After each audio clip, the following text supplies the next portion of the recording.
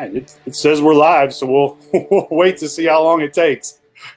I don't see anybody tuning in now, but usually it takes a couple seconds. People get some notification. I know my mom likes to watch, so she'll probably be our first viewer. Thank heavens for mamas. Heck yeah. What would we do without them? All right, we got a couple people watching now. It's good.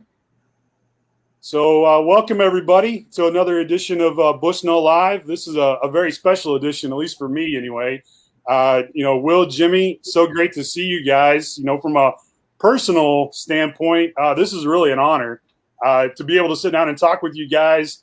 The Primos brand, the hunting shows, is something that I grew up on. It was a commonly talked about thing in my household, and it is just awesome to be here with you guys. So thanks for much for coming on and spending a little time with me today. Yeah, well, thank you. Jimmy and I are both proud to be here. Glad to be here. So one of the questions I've got to ask you right away is arguably one of the big things that's changed has been technology and how it's changed not only the filming industry, but everything we do. Did you ever think that you'd be sitting here having a call with somebody 2 states away and there'd be thousands of Primo fans watching you guys and interacting? I don't think I ever had that. I don't think I did either. I can remember talking about technology. Jimmy and I were traveling. I believe we were going to Nashville for something. And we had to communicate with Chicago, where a big distributor was up there, and we were trying to sell some videos. And we had produced this video, and we had to communicate. Well, we're in the car, so we got a cell phone. I think the bill that month was $2,600 because they charged you all these roaming fees and everything. But we sold $500,000 worth of videos to that distributor on that trip using the technology of a cell phone. I mean, what year was that? Oh gosh, that was back in the early 90s, Yeah. Maybe late 80s. And look where we are now. We can't live without a cell phone. That is crazy. We're live on this thing. We're live. It looks like there's about. You go live on anything. That's because they have to edit all of Jimmy's crummy stuff he does. I'm gonna have to watch it. So guys, there's lots of topics that we could take off on. I'm a hunter. You guys are some of the best I know. So we could get off on a bunch of tangents. But what I was hoping to maybe talk a little bit about was kind of the beginning of Primos. A little bit of kind of where we're at now and then where you see everything going. So, one of the first questions, Will, and I was doing some reading and, I've heard it commented a bunch from you in some interviews, but one of the things that really got you going was sitting in the duck blind with your Uncle Gus and hearing him hit that reed call for the first time. I guess my question is, can you still hear that sound in your head today? Does it still sound as pure as it did? And how would you describe that sound to somebody? Yeah, I can still hear that sound. And it wasn't a duck blind. It was green timber. So we were standing against oak trees in water that was about a little bit above your ankle. And I was already obsessed about fishing and just hunting anything I could. But at 11 years old, my Uncle Gus asked me to go to Fighting Bayou, which was a famous place then. And it's really famous now because of how they manage it. It's a lot of green timber hunting. And it's just right north of Greenwood, Mississippi. But I can remember because my Uncle Gus told me, he said, ducks start coming, we start calling, you hug that tree and do not look at the ducks and do not move until you hear a gun go off. Well, he started calling. There was about 6 mallards, I remember it, and they were circling. Next thing I know, there was another layer of ducks and more joined them. There was about 200 ducks above us, and I watched. I cheated. I had to look. And when they decided to commit and they came down through those trees and those guns started going off, I never fired a shot.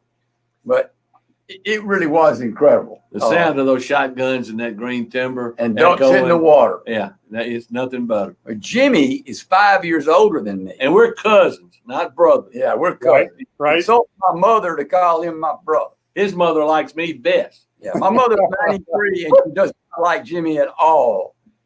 She despises Jimmy. Not true. She baked him a cake on her 91st birthday. I don't think she did it last year. Did you do it last year? No. And at her 91st birthday, she baked Jimmy a cake. And she doesn't know what I know about the guy. But anyway, imagine I'm 11 years old. So 5 years older is 16 years old. Jimmy had a driver's license. He was my hero. We lived about a quarter mile from each other on the same little farm. And dadgummit, he was egging me on and teaching me to shoot. And I was shooting 243s and 280s. And I mean, he was so good to take me along and let me be a part of the hunting experiences. Worst mistake I ever made. Can't take it back now. He took me on a duck hunt and just about killed me, but that's another story. That's another story. Yeah. So, Jimmy, I read that you gave Will his first pellet gun. Is that true? Oh, yeah. You know, growing up like we did together, we had some real good woods to hunt in. And Will's daddy didn't hunt. He was mainly a fisherman. So Will always tagged along with me and my father or one of our uncles, Gus, Uncle Billy, because he loved to hunt. And we come from a family that hunting is a big tradition. So, you know, the joke in our family was you drop that tailgate, watch out, Will's going to jump up in there. And that was one of the things I wanted to talk to you a little bit about, because when your grandfather, Angelo or Pop, came over, was there a hunting background from Greece, or did that really start once you guys got over here? No, not really. I mean, you know, in Mississippi and the South in general, hunting is pretty much a family tradition. You just get into it early, and it's what we do. Yeah. So our grandfather, on our father's side, Pop, Jimmy was the first child of all of his. Jimmy was number one. And Pop came over from Greece. He landed in New Orleans with his mother and 4 siblings in 1908 is what the story is. About 11 or 12 years old. And, well, he died. He was supposed to have been 8 years old. But you hear a little bit different stories from different relatives. A little bit. But anyway, he just grew up working, you know, and that's all he knew to do. And he provided a great opportunity for his children, working hard. And every child was in World War II, Korea. Jimmy is a Vietnam vet, a Marine. I was in the Air Force, so we have a military background as well. But I don't know of any hunting for Pop. No. He said one time, I remember him talking that your daddy asked him to go fishing, to go down red fishing on the Gulf Coast. And Pop looked at me and he said, asked me to go fishing. I don't know how to play. All I know how to do is work. I mean, when you guys started off, I mean, obviously throughout your career and the things that you mentioned, you guys were both very much involved in the family restaurant and keeping that going and helping out in that. Is that kind of where you thought that your career would go, or at that age, did you have other ambitions? No, you know, in the restaurant business back in those days, you had to put in a lot of hours.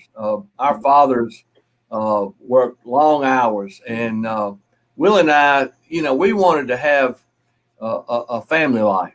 And that's when we decided, or Will decided, he wanted to start a game call company.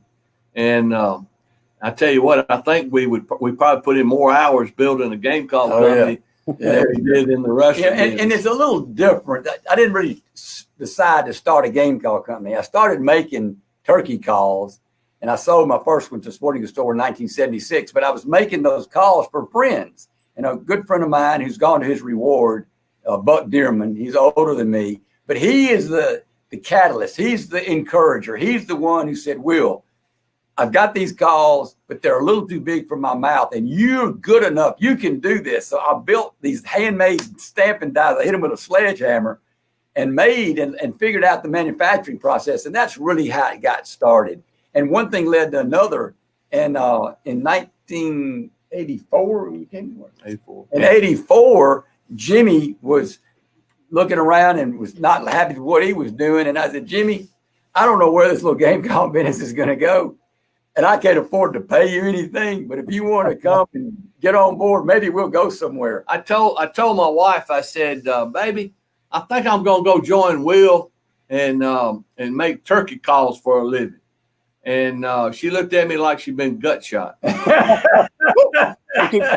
Jimmy, you were up in New York, right, doing some work with Merrill Lynch? I mean, Yeah, when I got out of the service, I went to work after for you got out Merrill of the Lynch. service. Yeah. Broker, yeah. Well, did you ever think, Will, when you were making those calls, you talked about for $20 that people all over the world would start calling and they would grow with that such big fanfare behind them? Well, there was no marketing. And so for a dealer, I would sell any dealer who wanted to buy. And if they didn't pay me, I didn't even call them to say, hey, you owe me. I just write it off to marketing because I believed in the product. And if I could get it out there, I knew people would call me. That's what I felt. And so in we were real lucky. In 1983, the audio cassette, that there was no DVD, there wasn't, any CD. It was an audio cassette. And so I hired a guy who followed me around in the woods and recorded hunts. And we put the hunts along with instructions on an audio cassette. And it was my #1 seller at the 1984 SHOT Show in Atlanta, Georgia. And it went nuts from there. Everybody wanted to call. They wanted to talk turkey. And I was still in the restaurant business and I was working hard doing that and on the phone serving food and talking turkey. And I think my daddy told me one day, he said, you got to decide whether you're going to do this or that. Turkey hunting, what really was a blessing, turkey hunting was really starting to grow nationally. And it was just exploding. And so we kind of rode that wave. So timing is so important. Oh, yeah. Sure. We can't create the timing. You're just lucky enough to have been born at a certain time that afforded you the opportunity to use the technology of the audio cassette, then later to use it in 1986, 87, to use the technology of the video, to be able to video stuff and show people hunts. Naming it the truth. There was all that was just luck between me and Cuz. Cuz worked for me and Jimmy, and he was a great camera guy and a great people person. And Ronnie Cuz Strickland, he's at Mossy Oak now. Wonderful. Yeah, exactly. I think a great picture, and this goes back a little bit, but I think this is you and Boyd Burrow, Will, kind of getting set up there and filming a hunt. That's a great photo there. that hunt is on the tape before the first truth. And I showing you what little I knew about marketing. The name of the tape was Spring Turkey Hunting with Wilbur Primos and the Southern Boys. Oh, what a name. Sounds like a rock band. Boyd Burrow has gone to his reward. He died of a heart attack, a good many years ago. But the Mississippi chapter, headed up by Revel Rollins and some other great guys, started a scholarship fund at Mississippi State, and they have done in Boyd's name and have done an incredible job through the National Wild Turkey Federation with the love of turkey hunting, honoring Boyd Burrow and paying scholarships for people to go to school at Mississippi State. They've done a great job. That's outstanding. I don't know where you got that picture, but that's pretty cool. I've got a couple more. Here's a good one. I think this is here at the Rattlesnake. This looks like a salty crew there, either wrapping up a hunt or getting ready to cause some commotion. Boyd Burrow, Shirley Grenoble, Jimmy, Cuz, and me. Oh my gosh, I forgot about that picture. Oh, I bet there's a lot of good stories told there. Yeah, that's probably 1987. And Rattlesnake was owned by the mayor of Jackson, and he allowed me to be a member of the Rattlesnake Club. And so we got to go down there and turkey hunt some. They had turkeys everywhere. That is great stuff. I wish I could go back and just be a fly on the wall to hear some of those stories, because I'm sure you'd be laughing one minute and in disbelief the next. That's Shirley Grenoble was a writer from Pennsylvania, and she came down here to experience Southern turkey hunting. She was a big turkey hunter, great lady.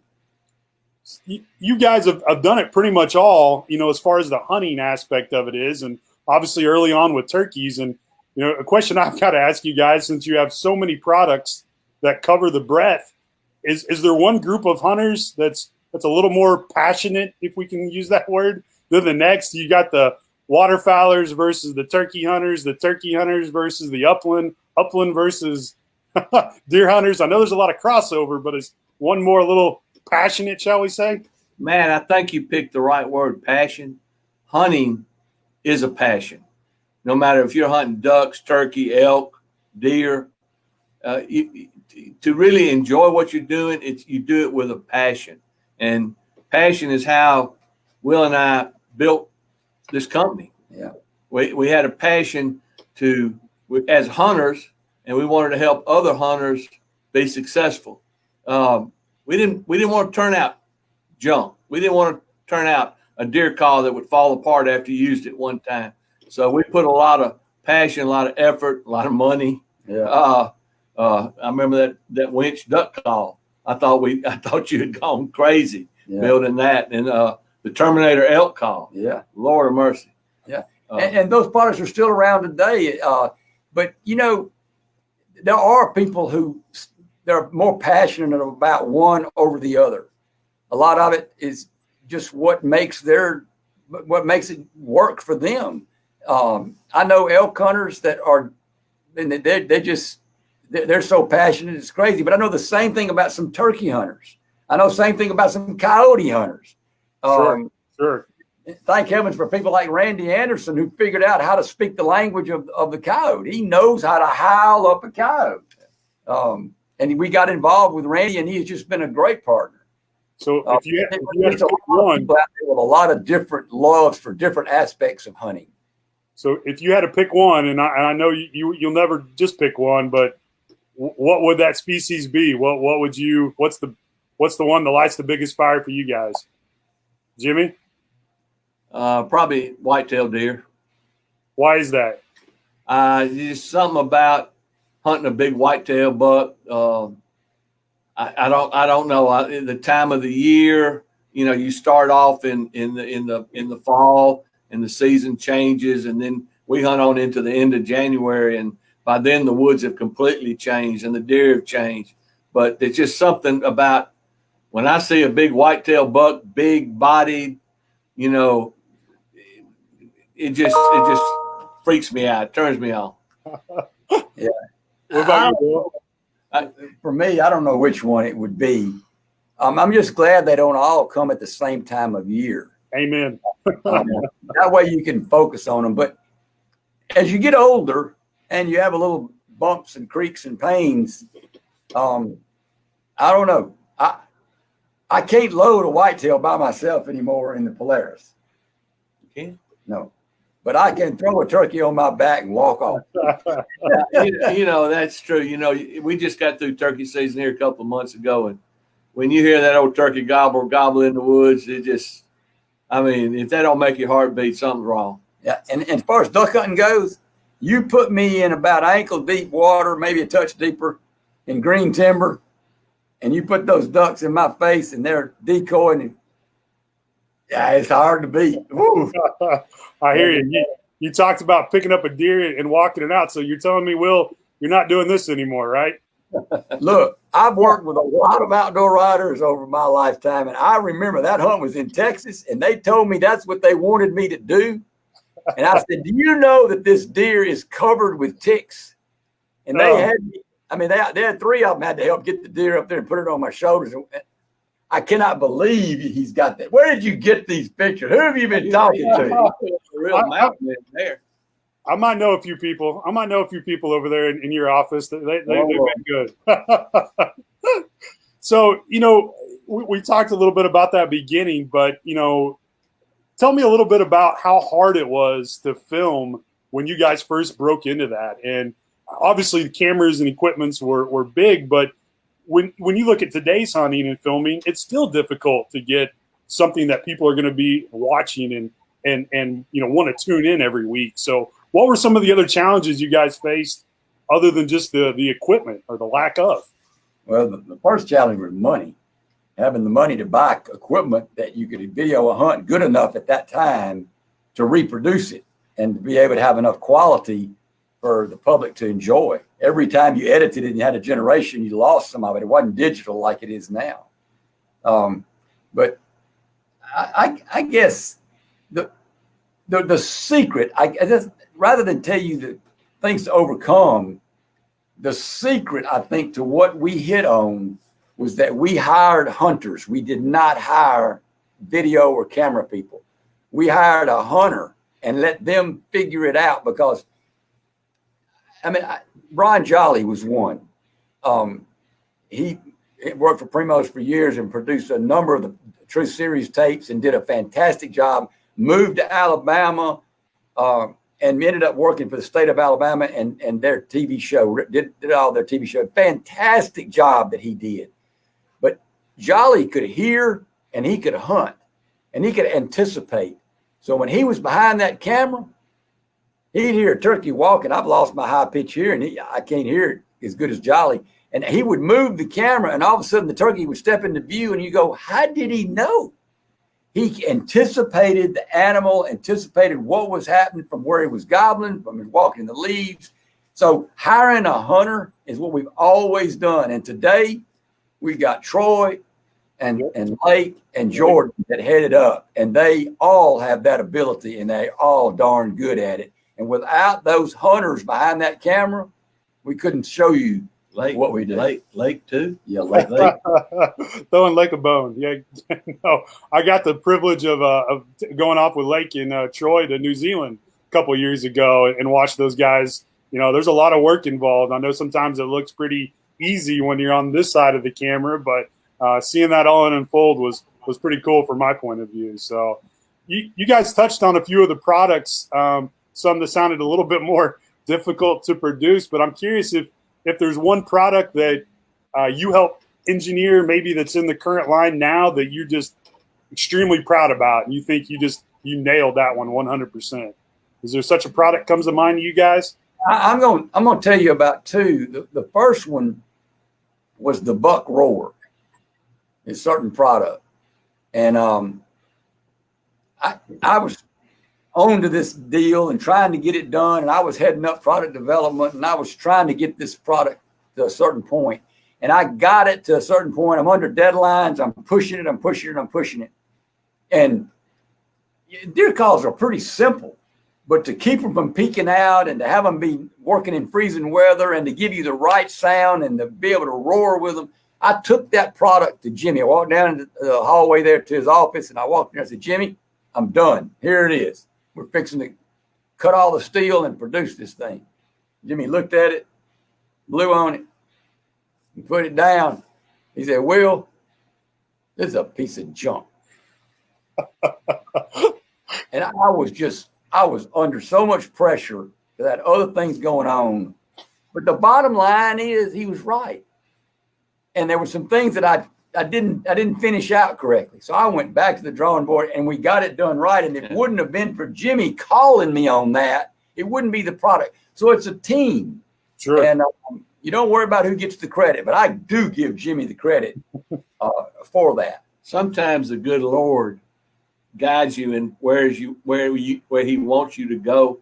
And so many of our products we put the effort, the time in, but just all of a sudden that it clicks and it becomes something special, like the buck roar, like the winch duck call, like the Terminator elk call. So, it's I give credit to the Lord for that. Yeah. And another one is the Hoochie Mama. Yeah.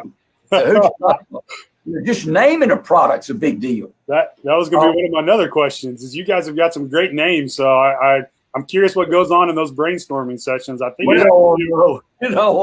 Well, on the Hoochie Mama. So somebody suggested that. One of the ladies in the office suggested it. I said, "A Hoochie Mama, what is that?" And everybody laughed. And, it's a real loose woman. It's this, it's that. It's different things to different people. So I'm in control, So I said, no, we're going to call it the cow elk push call. So I engraved it into the mold, cow elk push call. That was going to be the name of the call. And one of our guys went out to Colorado to a distributor show, and one of the dealers walked by. He was buying from the distributor and showed him the new call and said, "Here's this new call, cow elk push call." And the guy said, "Yeah, okay." And he made it make a sound. And said, "That sounds all right." And he went on. Next guy comes by, and this guy says, his name is Cameron Miller. This guy says, "This is the Hoochie Mama." And the guy started, "Let me see it." And the guy started messing with me. "That thing's unbelievable. Give me 2 dozen." He called me on the phone and said, your cow elk push call name sucks. I said, Cameron, I hear you, and I'm listening, and I'm changing it right now. So I had to go back to the mold, change it, run new parts, and we got it done. But that helped get the attention. But what made the call so incredible was that it was so accurate in producing the sliding note of a cow elk. Unbelievable, that call. Still the number one selling elk call right now today in the country. I've got one. One's in my, I've got one. So and you don't go to the woods without your hoochie mama. Don't be left home without it. So yeah. a little bit on that, making that perfect sound and that working is, what are some things that goes into that? Are you think you need a little bit of a musical ear to hear that? Are you constantly out there listening to those tapes, listening to those animals to mimic that just right? What's some of the non-science, if you will, behind making those sounds so true? Well, I'm going to tell you, I'm going to take that. There's some real truth to that. I do not have as good an ear as I would like to. And at my older age now, I'm lost some hearing, especially in my left ear. I'll tell everybody to please protect their ears and don't shoot guns around your ears without protection. But one of my secrets was that I got other people's opinion. That from Jimmy to me, our pro staff, Bubba McPherson, there's so many guys out there, and there's some people that are much more musically inclined. You take a guy that can sing. One reason he can sing is because he can hear the sounds. Sure. The great turkey callers, the National Wild Turkey Federation Grand National Champions, those guys can hear. So when they're yelping on a call, they're hearing the little nuances of the sounds that they're trying to produce. That's why they win consistently and are as good as they are. So asking as many people as you can, what do you think? What do you think? What do you think? Because I promise you, nobody knows it all. I thought maybe one of the good secrets was having a good beard, because, well, that's a good looking photo, and I think you're playing that perfectly, man. Because you get that is Marcio Christine. Yeah. And here's one, and for all those people who might disagree, Will, here's one pre-beard, if you don't mind. This is even further back. That's why he grew a beard. He's so ugly. I know exactly where I killed. That's a 7-point I killed on Togo Island. I know exactly where he was proud to have it too. Oh yeah, you look proud to have it. That's an awesome photo. That is great. Yeah. That is good stuff. So, what are some of the things in your guys' opinion, as far as an industry that maybe we're doing well, or maybe we could improve upon about, you kind of hit on it, getting more people involved, and particularly those young hunters. You guys have been involved in a lot of things. Jimmy, I know you being on the ATA board and helping out with a lot of that, and you guys have both contributed a lot of different ways. But what are some things you think we need to continue to do, or maybe get a little bit better on to track that next hunter or shooter? Gosh, hunter recruitment now, that's a big challenge. A lot of organizations trying to figure out the NWTF, Ducks Unlimited, Whitetails, RMEF. There's so much going on in our world today that we didn't have back when Will and I grew up. The internet is one thing, video games, soccer. There's just so much competition. If you don't start hunting young, it's very doubtful that you'll become a hunter later on. Some people do it, but learning gun safety at an early age, shooting a bow, there's a lot of effort along that part now. So urbanization has really hurt a lot of families, or a lot of people trying to get into hunting.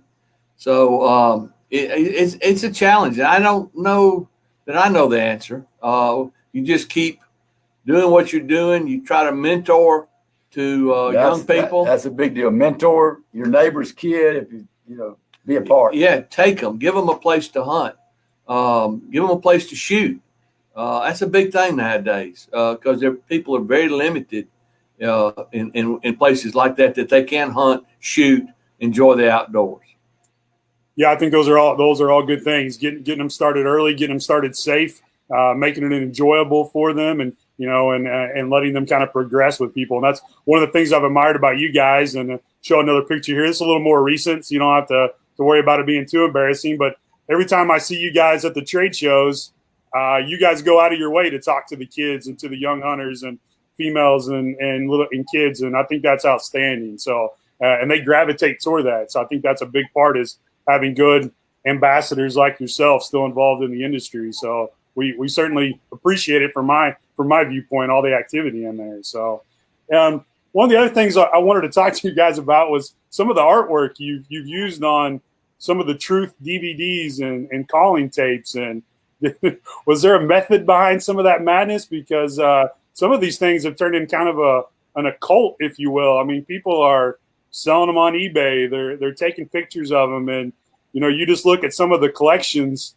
They all say something a little bit differently. So I was curious if there was a method behind picking that perfect name for that DVD or that perfect cover on the tape. Well, the name The Truth was coined between me and Cuz. We were having a discussion about that first one. But those covers are the result of people like Brad Johnson, who is head of our graphics department. You give him the freedom and give him some photos to work with, he comes up with a way to express something about that particular tape. Our videos used to be one hunt right after another. Like an elk video would have 14, 15, 16 elk kills on it. It's incredible. People love to watch these hunts. Not so much to kill an animal, because all the hunts weren't successful. Close calls, whatever, catch and release, as we call them. But we've just been lucky over the years, and that was always ideal. Show people the hunts. Now it's not like that anymore. It's more, they want reality. They want entertainment. Entertainment. They want a story. So you kind of have to adapt with the times. They want TV. Sure. First year we did the Outdoor Channel. We won how many Golden Moose awards? 5, 4 or 5 first year. And our shows were nothing. We show 3 or 4 or 5 hunts on each 30-minute show, and you really only had about 20 minutes. Nobody did that. And but now, TV shows are more down into 2 hunts, maybe 3. So a lot of that has changed, and it's just what people want, what they expect. So just give them what they want. Yeah, we're lucky. We've been around so long, people know us, and they've had a chance to watch us and watch us grow old. Yeah, and we don't fake it. We don't play music when we're hunting. No background music. We want the sounds of the background, the woods, the swamps, whatever. That's what we're trying to produce. So one of the questions I'm sure you guys might get asked at some point, but is it still as exciting? Is the adrenaline still get going just as hard as it did when that big buck, as you described, Jimmy, comes walking across that field, or that quail covey rises out in front of you? Do you still get that rush of adrenaline? I hope so, because I don't want it to go away. Yeah, and not only do you get an opportunity to kill a really good buck, but we're producing a show for the public, and so it's like double the enjoyment, because we personally, we've killed a good buck as a team, Hunter, the cameraman, and then we've also accomplished what we're trying to do, and I can't tell you how many deer, turkey, elk we've had to let walk away because it didn't work. Didn't work. And that's a bummer. That's pretty frustrating. Yeah. I bet. Yeah. I bet. But that's what you got to do if you're going to do this. It's a lot of effort in producing these TV shows now, and the videos in the past. It's a lot of effort. People have no idea what it takes, the sacrifice of the hunters, the cameramen, away from their families, away from their children. Cameraman's going to miss half of his child's growing up if he does the job like he needs to. Sure. About pretty good. Yeah, we try. So, we'd ask Waddell and we asked Travis and Nick, and the Whitetail Creeks, Don and Candy about, kind of fighting buck fever for those people that come across. Do you guys have any secrets you can share with the viewers about what you do if that heart rate gets going a little too fast when that big buck's walking across, what you can do to calm down? Because I know on this one, Jimmy, this was a nice deer. You had to be feeling pretty good when you saw him come out for the first time. Oh yeah. You just we hunt with our cameramen are not cameramen. They're our friends. They're our buddies, and you don't want to disappoint your buddy. And if you do, they're going to harass you as long as they live.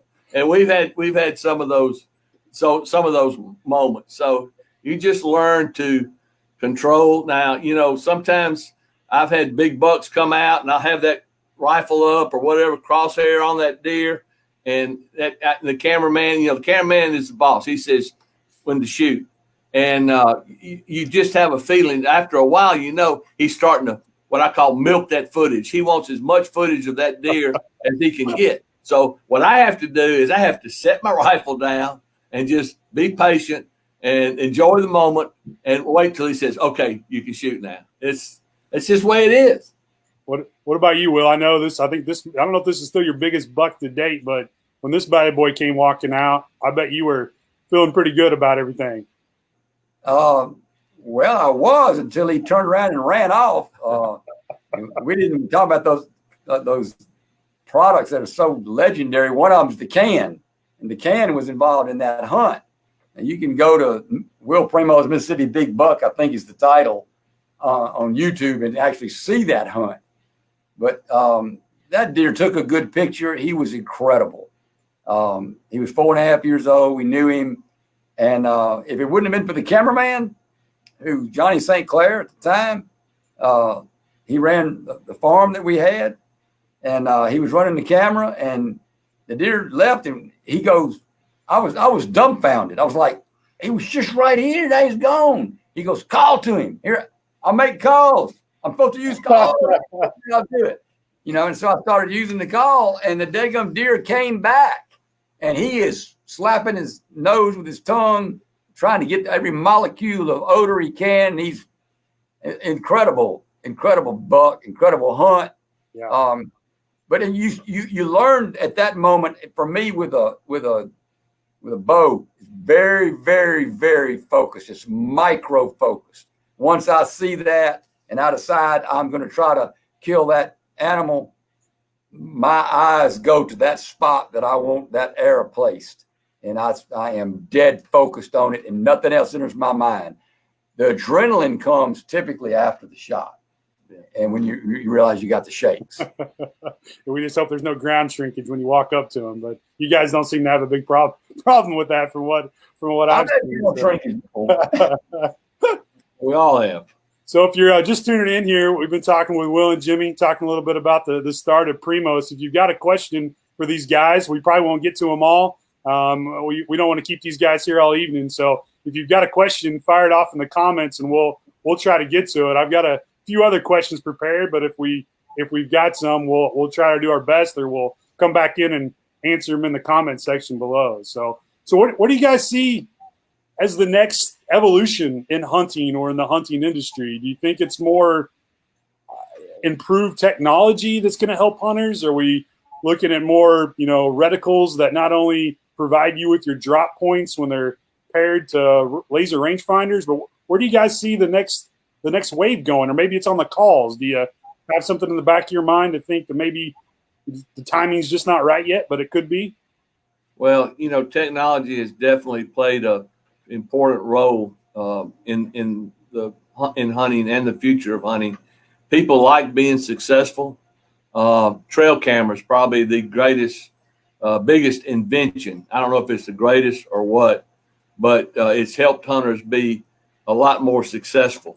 So what, broadheads, like or bows, like the Matthews bows which is one of our sponsors, but they're a great bow, PSE, some of those, but they keep making bows better and better and better every year. how far can you go? The scopes, the rifles that can shoot.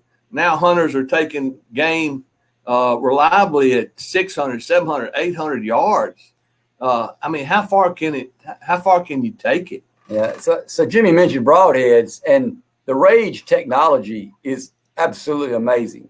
And we've killed it's over 200 elk on video with the Rage broadhead. Yeah. And the Plus P, which is 1.5 inches, is our go-to for the Rage. It's because of the strength, the balance of it. It's just that technology.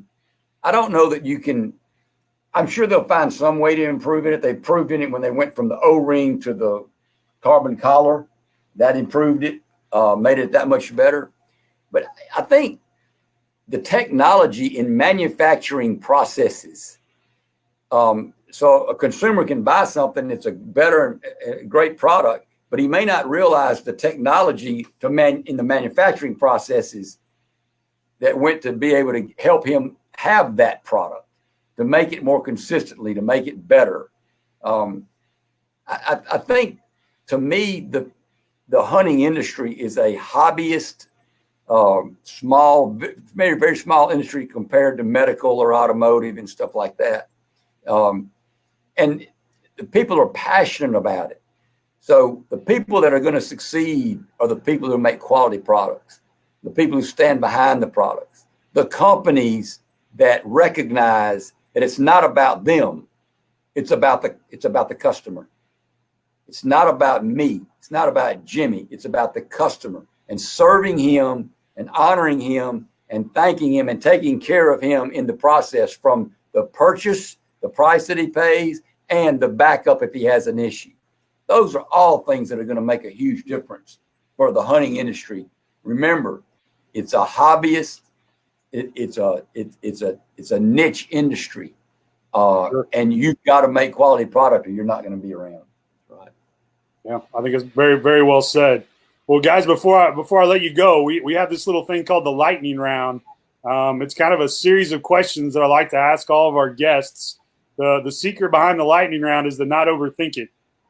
These are really, really simple questions, and your first answer is usually the right answer. So if you guys are up for it, I thought we'd welcome you guys into the lightning round. We got 10 questions, and then we'll call it a day. We certainly appreciate you guys coming on and talking with us. It's been great, and love to have you back on at some other point to go off on one of those other tangents. So but it's been a lot of fun. Yeah, so thank you. Are you guys up for the lightning round? Sure. All right. So here's what we'll do. I'll ask Jimmy the one question first, and then we'll have Will answer first time next go around. That makes sense? And so first question. Now, this is kind of designed to let everybody get to know you guys just a little bit deeper. So hang on. This will be good. I hope so. If it bombs, it bombs. You get to know him. Scary subject, huh? Yeah. All right, Jimmy. So here we go. On your hot dog, mustard or ketchup? Mustard. Will, what about you? Mustard. All right. Will, this one's for you. It's a fill in the blank.